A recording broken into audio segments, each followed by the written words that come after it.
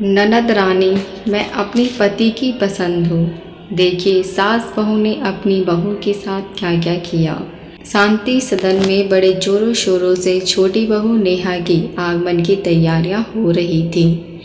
पूरा घर मेहमानों से भरा पड़ा था। गीत मंगल गाए जा रहे थे, लेकिन घर की बड़ी बहू रागनी को सिर्फ रसोई तक ही सीमित रखा गया था। रागनी को विवाह से संबंधित कोई भी काम, चाहे वो कपड़े की खरीदी हो या गहनों की, हर चीज़ से दूर रखा गया।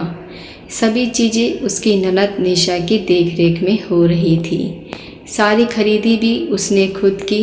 हर चीज़ निशा ने नेहा से पूछकर खरीद कर उसकी पसंद थी और महंगे से महंगी चीज़ें लेकर दी। इधर रागनी चुपचाप अपने काम से काम रखती। उसको इन बातों से कोई फर्क ना पड़ता। देखकर उसकी ननद निशा को गुस्सा आने लगा तो उसने रागनी पर व्यंग करना शुरू कर दिया। रागनी को सुनाते हुए निशा ने अपनी माँ सरिता से कहा, मेरी एक बात ध्यान से सुन लो माँ, निशा को कोई तकलीफ़ नहीं होनी चाहिए इस घर में, ना ही उस पर कोई हुक्म चलाने की कोशिश करेगा। अगर किसी ने उसे तकलीफ़ देने की कोशिश की तो उसके लिए मुझसे बुरा कोई नहीं होगा। वो हम लोगों की पसंद की बहू है। हम सब उसको बड़े नाजों से प्यार से इस घर में रखेंगे। उसको कोई कमी नहीं होने देंगे। खासकर मैं तो उसके साथ सहेलियों की तरह रहूँगी। रागनी सब कुछ सुनकर भी अनसुना कर रही थी। वो भी सिर्फ इसलिए कि शादी के मेहमानों के बीच कोई तमाशा ना हो, लेकिन अब सब कुछ उसके बर्दाश्त से बाहर हो गया था। रागनी अपने कमरे में जाकर रात में यह सब बातें अपने पति अमर से कही। देखो माँ जी और निशा का यूँ बात बात पर मुझे ताना देना और सुनाना बिल्कुल भी पसंद नहीं आ रहा है। 5 साल हो गए अपनी शादी को, लेकिन आज तक इस घर के लिए बेगानी और बुरी बहू ही हूँ। माँ जी का तक फिर भी बर्दाश्त कर लूँ, लेकिन निशा की बदतमीजी मुझसे बर्दाश्त नहीं होगी। या तो तुम जाकर उन्हें ऐसा करने से मना करो, नहीं तो अगर मैंने कुछ कह दिया के साथ साथ तुम्हें भी मेरी बातें बुरी लग जाएंगी। बिस्तर पर लेटे लेटे अमर ने फ़ोन देखते हुए कहा, तुम भी हद करती हो यार, जरा जरा सी बात का बतंगड़ बनाती हो। कुल मिलाकर 4 दिन और रहना है हमें यहाँ, और कौन सी उनकी बातें तुमसे आकर चिपक रही हैं। वैसे भी समझदार लोग ऐसे मामलों में अक्सर चुप रहने की सलाह देते हैं। वैसे भी तुम इस घर की बड़ी बहू हो और बड़े पर ही परिवार जोड़कर रखने की जिम्मेदारी होती है, इसलिए तुम्हारी जिम्मेदारी बनती है कि परिवार की एकता बनाए रखने के लिए तुम चुप ही रहो। आखिर निशा तुमसे छोटी है, और मान लो कि निशा की जगह तुम्हारी छोटी बहन होती तो तुम क्या करती? तब भी तुम मुझसे शिकायत करती नहीं ना? तब तो तुम चुपचाप सुनकर मुस्कुरा देती, ये कहकर कि बच्ची है। क्यों, सही कह रहा हूँ ना मैं? तब रागनी ने पलटकर कहा, बिल्कुल गलत कह रहे हो। अगर मेरी छोटी बहन ऐसा व्यवहार करेगी तो सबसे पहले उसे एक जोरदार थप्पड़ लगाऊंगी मैं, और मुझसे पहले मेरी माँ उसे थप्पड़ लगाएगी, क्योंकि हमें बड़ों का अपमान करना नहीं सिखाया गया। फिर चाहे वो कोई भी हो, माँ, भाभी या बहन, सम्मान पर सबका समान अधिकार है। राधिका की बातें सुनते अमर चुपचाप मोबाइल रखकर बिना कुछ बोले करवट लेकर सो गया। लेकिन रागनी ने तय कर लिया था कि अब अगर वो चुपचाप रह गई तो आजीवन अपमान बर्दाश्त करना होगा, लेकिन वो अब चुपचाप अपमान बर्दाश्त नहीं करेगी। रागनी और अमर की लव मैरिज हुई थी। दोनों ही एक कंपनी में काम करते थे। अमर के परिवार ने कभी भी परोक्ष रूप से इस विवाह का विरोध तो नहीं किया, लेकिन रागनी की लाख कोशिशों के बाद भी अमर के परिवार ने कभी रागनी को अपनी बहू भी नहीं स्वीकार किया। उसके हर अच्छे काम में हमेशा कमी और खोट ही निकालते गए। अगले दिन नेहा के आने के बाद उसकी मुंह दिखाई की रस्म चल रही थी। जो भी उसका घूंघट उठाता उसकी खूबसूरती की तारीफ बगैर नहीं रह पाता था। नेहा रूप रंग से गोरी, सुंदर होने के साथ साथ 5 फुट 7 इंच लंबी भी थी। सभी मेहमान उसे देखकर एक ही बात कहते, क्या खूबसूरत बहू आई है। घर में कदकाठी, हर चीज़ से परफेक्ट, किसी फिल्मी मॉडल की तरह। सविता जी की ननद ने बहू की तारीफ में 2-4 बातें और बढ़ा चढ़ा कर कह दी। तभी निशा ने कहा, अरे बुआ, नेहा किसी ऐसी वैसी की पसंद थोड़ी है, मैं खुद इस घर की छोटी बहू को पसंद किया है। आप ही बताओ, मेरी पसंद को कोई काट सकता है क्या। आप भी अच्छी तरह जानती हो मुझे ऐसी वैसी छोटी मोटी चीज़ें पसंद नहीं आती।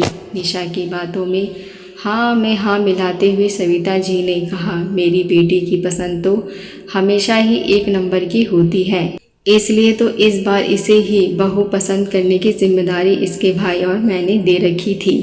तभी तो हमारी छोटी बहू चांद का टुकड़ा है। वहाँ मौजूद मेहमानों के बीच खामोशी छा गई। सब रागनी की तरफ देखने लगे, क्योंकि सावली सलोनी रागनी सामान्य काठी की थी और उसे अमर ने पसंद किया था। लेकिन रागनी अपने व्यवहार कुशलता से सबके दिल में जगह बना लेती। आज रागनी का निशा का कहना बहुत बुरा लगा। आज उसके मन के साथ साथ उसका आत्म सम्मान भी बहुत आहट हुआ था।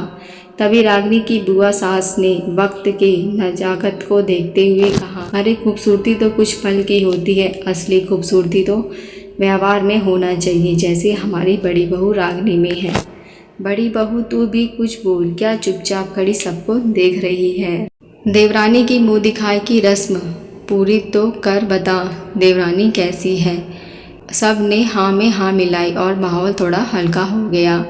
बुआ सास की बातें सुनकर रागनी ने अपनी खामोशी तोड़ते हुए कहा, जी बुआ जी। निशा और सविता जी मुंह टेढ़ा करके घूर घूर के रागनी की तरफ देखने लगी। नेहा का घूंघट उठाया और उसे देखकर कहा, निशा दी, नेहा तो वाकई बहुत सुंदर है। मुझे तो आज पता चला आपकी पसंद कितनी सुंदर है। नेहा को देखकर तो कोई भी कहेगा कि आपकी पसंद तो वाकई बहुत सुंदर है। रागनी के मुंह से इतना सुनते ही निशा ने घमंड से मुंह पिचकाकर गर्दन को दूसरी तरफ घुमा लिया और नेहा से कहा, नेहा देखो, कुछ लोग खुद सुंदर नहीं, हमारी पसंद के होते तो तुमसे जलन भी रखेंगे, परेशान करने की कोशिश करें, लेकिन तुम बिल्कुल भी डरना नहीं किसी से, क्योंकि तुम मेरी पसंद हो। तुम्हें कोई तकलीफ़ देने या तुम पर हुक्म चलाने की कोशिश करे तो तुम तुरंत मुझे फ़ोन करना।